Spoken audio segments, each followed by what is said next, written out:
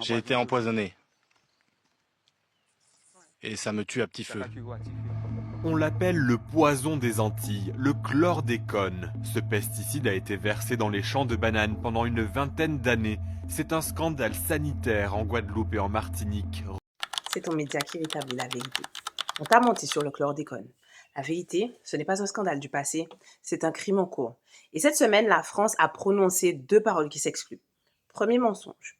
Le 2 juin 2026, l'Assemblée nationale vote à l'unanimité une loi historique. L'État français reconnaît sa part de responsabilité dans l'empoisonnement de la Guadeloupe et de la Martinique. 90% de la population adulte est contaminée. Cancer de la prostate, naissance prématurée, mais aussi coup de stérilité, sol empoisonné pour 600 ans. Je crois que justice a été faite. Attends. Deuxième mensonge.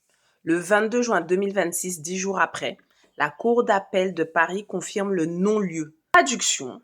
Personne n'ira en prison. L'enquête pénale est enterrée. Définitivement. Alors pourquoi? La justice dit que les faits sont trop vieux. 30 ans. Impossible de prouver qui a donné l'ordre d'empoisonner. La vérité, c'est que l'État reconnaît d'une main ce qu'il a effacé de l'autre.